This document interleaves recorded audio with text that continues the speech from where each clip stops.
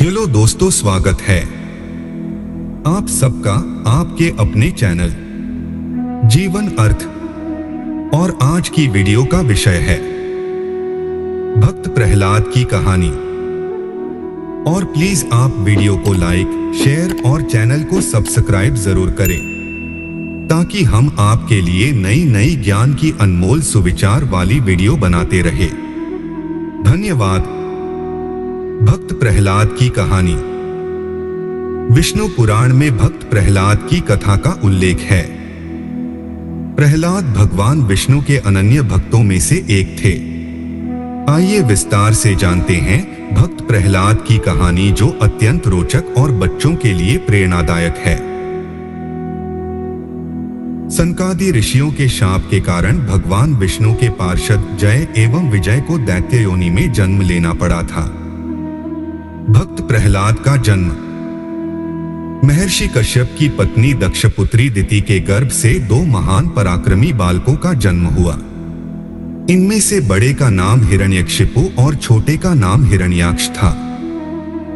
दोनों भाइयों में बड़ी प्रीति थी। दोनों ही महाबलशाली, अमित पराक्रमी और आत्मबल संपन्न थे। दोनों भाइयों ने युद्ध में देवताओं को पराजित करके स्वर्ग पर अधिकार कर लिया। एक समय जब हिरण्याक्ष ने पृथ्वी को रसातल में ले जाकर छिपा दिया, तब भगवान विष्णु ने वराह अवतार लेकर पृथ्वी की रक्षा के लिए हिरण्याक्ष का वध किया। अपने प्रिय भाई हिरण्याक्ष के वध से दुखी होकर हिरण्यकशिपु ने दैत्यों को प्रजा पर अत्याचार करने की आज्ञा देकर स्वयं महेंद्राचल पर्वत पर चला गया। वह भगवान विष्णु द्वारा अपने भाई की हत्या का बदला लेने के लिए ब्रह्मा जी की घोर तपस्या करने लगा। इधर दैत्यों के राज्य को राजा विहीन देखकर देवताओं ने उन पर आक्रमण कर दिया। दैत्यगण इस युद्ध में पराजित हुए और पाताल लोक को भाग गए। देवराज इंद्र ने हिरण्यकशिपु के महल में प्रवेश करके उसकी पत्नी कयाधु को बंदी बना लिया। उस समय कयाधु गर्भवती थी, इसलिए इंद्र उसे साथ लेकर जीवन अर्थ कर अमरावती की ओर जाने लगे। रास्ते में उनकी देवर्षि नारद से भेंट हो गई। नारद जी ने पूछा, देवराज, इसे कहां ले जा रहे हो? इंद्र ने कहा, देवर्षि, इसके गर्भ में हिरण्यकशिपु का अंश है, उसे मारकर इसे छोड़ दूंगा। यह सुनकर नारद जी ने कहा, देवराज, इसके गर्भ में बहुत बड़ा भगवत भक्त है, जिसे मारना तुम्हारी शक्ति के बाहर है, अतः इसे छोड़ दो। नारद जी के कथन का मान रखते हुए इंद्र ने कयाधु को छोड़ दिया और अमरावती चले गए। नारद जी कयाधु को अपने आश्रम पर ले आए और उससे बोले, बेटी, तुम यहाँ आराम से रहो जब तक तुम्हारा पति अपनी तपस्या पूरी करके नहीं लौटता। कयाधु उस पवित्र आश्रम में नारद जी के सुंदर प्रवचनों का लाभ लेती हुई सुखपूर्वक रहने लगी, जिसका गर्भ में पल रहे शिशु पर भी गहरा प्रभाव पड़ा। समय होने पर कयाधु ने एक पुत्र को जन्म दिया, जिसका नाम प्रहलाद रखा गया। इधर हिरण्यकशिपु की तपस्या पूरी हुई और वह ब्रह्मा जी से मनचाहा वरदान लेकर वापस अपनी राजधानी चला आया। कुछ समय के बाद कयाधु भी प्रहलाद को लेकर नारद जी के आश्रम से राजमहल में आ गई। भक्त प्रहलाद की लीला। जब प्रहलाद कुछ बड़े हुए तब हिरण्यकशिपु ने उनके शिक्षा की व्यवस्था की। प्रहलाद गुरु के सानिध्य में शिक्षा ग्रहण करने लगे। एक दिन हिरण्यकशिपु अपने मंत्रियों के साथ सभा में बैठा हुआ था। उसी समय प्रहलाद अपने गुरु के साथ वहां गए। प्रहलाद को प्रणाम करते देखकर हिरण्यकशिपु ने उसे अपनी गोद में बिठाकर दुलार किया और कहा, वत्स, तुमने अब तक अध्ययन में निरंतर तत्पर रहकर जो कुछ सीखा है, उसमें से कुछ अच्छी बात सुना। तब प्रहलाद बोले, पिताजी, मैंने अब तक जो कुछ सीखा है उसका सारांश आपको सुनाता हूँ। जो आदि, मध्य और अंत से रहित, अजन्मा, वृद्धिक्षय से शून्य और अच्युत हैं, समस्त कारणों के कारण तथा जगत की स्थिति और अंतकर्ता उन श्रीहरि को मैं प्रणाम करता हूँ। यह सुनकर दैत्यराज हिरण्यकशिपु के नेत्र क्रोध से लाल हो उठे। उसने कांपते हुए होठों से प्रहलाद के गुरु से कहा, अरे दुर्बुद्धि ब्राह्मण, यह क्या? तूने मेरी अवज्ञा करके इस बालक को मेरे परम शत्रु की स्तुति से युक्त शिक्षा कैसे दी? गुरुजी ने कहा, दैत्य जीवन अर्थ राज, आपको क्रोध के वशीभूत नहीं होना चाहिए। आपका पुत्र मेरी सिखाई हुई बात नहीं कह रहा है। हिरण्यकशिपु बोला, बेटा प्रहलाद, बताओ तुमको यह शिक्षा किसने दी है? तुम्हारे गुरुजी कहते हैं कि मैंने तो इसे ऐसा उपदेश दिया ही नहीं है। प्रहलाद बोले, पिताजी, हृदय में स्थित भगवान विष्णु ही तो संपूर्ण जगत के उपदेशक हैं। उनको छोड़कर और कौन किसी को कुछ सिखा सकता है? हिरण्यकशिपु बोला, अरे मूर्ख, जिस विष्णु का तू निशंक होकर स्तुति कर रहा है वह मेरे सामने कौन है? मेरे रहते हुए और कौन परमेश्वर कहा जा सकता है? फिर भी तू मौत के मुख में जाने की इच्छा से बार बार ऐसा बक रहा है। ऐसा कहकर हिरण्यकशिपु ने प्रहलाद को अनेकों प्रकार से समझाया, पर प्रहलाद के मन से श्रीहरि के प्रति भक्ति और श्रद्धा भाव को कम नहीं कर पाया। तब अत्यंत क्रोधित होकर हिरण्यकशिपु ने अपने सेवकों से कहा, अरे यह बड़ा दुरात्मा है, इसको मार डालो। अब इसके जीने से कोई लाभ नहीं है, क्योंकि यह शत्रु प्रेमी तो अपने कुल का ही नाश करने वाला हो गया है। हिरण्यकशिपु की आज्ञा पाकर उसके सैनिकों ने प्रहलाद को अनेकों प्रकार से मारने की चेष्टा की, पर उनके सभी प्रयास श्रीहरि की कृपा से असफल हो जाते थे। उन सैनिकों ने प्रहलाद पर अनेक प्रकार के अस्त्र शस्त्रों से आघात किए, पर प्रहलाद को कुछ नहीं हुआ। उन्होंने प्रहलाद के हाथ पैर बांधकर समुद्र में डाल दिया, पर प्रहलाद फिर भी बच गए। उन सबने प्रहलाद को अनेकों विषैले सांपों से डसवाया और पर्वत शिखर से गिराया, पर भगवत कृपा से प्रहलाद को कुछ भी नहीं हुआ।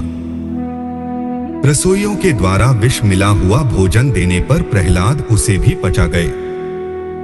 होलिका देह। जब प्रहलाद को मारने के सब प्रकार के प्रयास विफल हो गए, तब हिरण्यकशिपु के पुरोहितों ने अग्निशिखा के समान प्रज्वलित शरीर वाली कृत्या उत्पन्न कर दी।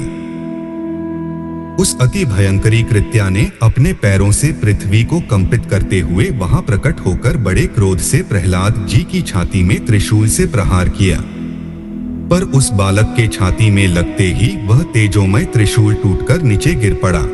जीवन अर्थ।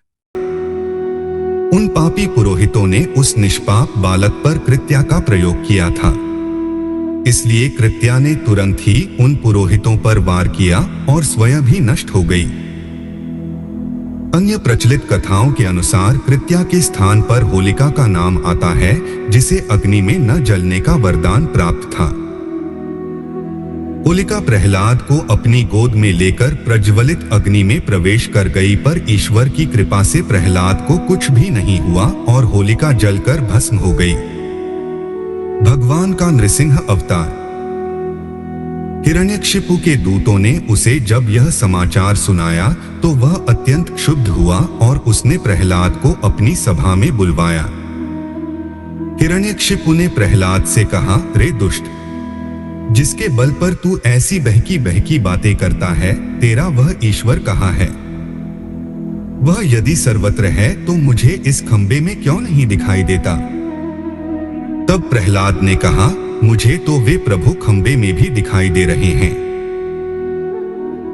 यह सुनकर हिरण्यकशिपु क्रोध के मारे स्वयं को संभाल नहीं सका और हाथ में तलवार लेकर सिंहासन से कूद पड़ा और बड़े जोर से उस खंबे में एक घूंसा मारा। उसी समय उस खंबे से बड़ा भयंकर शब्द हुआ और उस खंबे को तोड़कर एक विचित्र प्राणी बाहर निकलने लगा, जिसका आधा शरीर सिंह का और आधा शरीर मनुष्य का था। यह भगवान श्रीहरि का नृसिंह अवतार था। उनका रूप बड़ा भयंकर था। उनकी तपाए हुए सोने के समान पीली पीली आंखें थीं उनकी दाढ़ें बड़ी विकराल थीं और वे भयंकर शब्दों से गर्जन कर रहे थे। उनके निकट जाने का साहस किसी में नहीं हो रहा था। यह देखकर हिरण्यकशिपु सिंहनाद करता हुआ हाथ में गदा लेकर नृसिंह भगवान पर टूट पड़ा। तब भगवान भी हिरण्यकशिपु के साथ कुछ देर तक युद्ध लीला करते रहे और अंत में उसे झपटकर दबोच लिया और उसे सभा के दरवाजे पर ले जाकर अपनी जांघों पर गिरा लिया और खेल ही खेल में अपनी नखों से उसके कलेजे को फाड़कर उसे पृथ्वी पर पटक दिया। फिर वहां उपस्थित अन्य असुरों और दैत्यों को खदेड़ खदेड़ कर मार डाला। उनका क्रोध बढ़ता ही जा रहा था। वे हिरण्यकशिपु की ऊंची सिंहासन पर विराजमान हो गए। उनकी क्रोधपूर्ण मुखाकृति को देखकर किसी को भी उनके निकट जाकर उनको प्रसन्न करने का साहस नहीं हो रहा था। हिरण्यकशिपु की मृत्यु का समाचार सुनकर जीवन अर्थ उस सभा में ब्रह्मा, इंद्र, शंकर, सभी देवगण, ऋषिमुनि, सिद्ध, नाग, गंधर्व आदि पहुंचे और थोड़ी दूरी पर स्थित होकर सभी ने अंजलि बांधकर भगवान की अलग अलग से स्तुति की, पर भगवान नृसिंह का क्रोध शांत नहीं हुआ। तब देवताओं ने माता लक्ष्मी को उनके निकट भेजा, पर भगवान के उग्र रूप को देखकर वे भी भयभीत हो गईं। तब ब्रह्मा जी ने प्रहलाद से कहा, बेटा, तुम्हारे पिता पर ही तो भगवान क्रुद्ध हुए थे, अब तुम ही जाकर उनको शांत करो।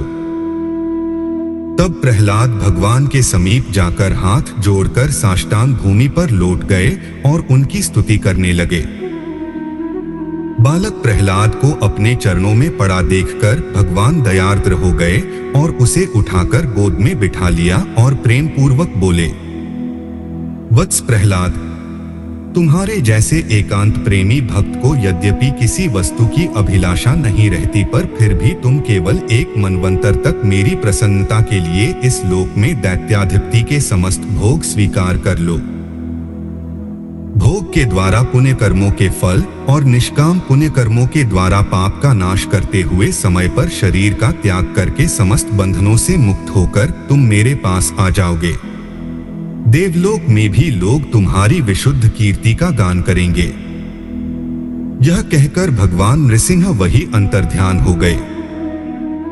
विष्णु पुराण में पराशर जी कहते हैं, भक्त प्रहलाद की कहानी को जो मनुष्य सुनता है उसके पाप शीघ्र ही नष्ट हो जाते हैं। पूर्णिमा, अमावस्या, अष्टमी और द्वादशी को इसे पढ़ने से मनुष्य को गोदान का फल मिलता है। जिस प्रकार भगवान ने प्रहलाद जी की सभी आपत्तियों से रक्षा की थी, उसी प्रकार वे सर्वदा उसकी भी रक्षा करते हैं जो उनका चरित्र सुनता है। दोस्तों, वीडियो को लाइक, शेयर और चैनल को सब्सक्राइब जरूर करें। मिलते हैं जीवन अर्थ की नई वीडियो के साथ। धन्यवाद। जीवन अर्थ आपको विश्व स्तर से संग्रहित ज्ञान की अनमोल सुविचार जानकारी हिंदी में प्रदान करता है। इन सुविचारों से हम इंसान में सोचने के नजरिए और जीवन जीने के ढंग में सुधार लाने का प्रयास कर रहे हैं। महत्वपूर्ण, हमारे वीडियो उपयोगी जानकारी प्रदान कराते हैं। ये सलाह का विकल्प नहीं है। किसी भी परिस्थिति में निर्णय लेते समय हमेशा कृपया अपने विवेक से काम लेना चाहिए। धन्यवाद।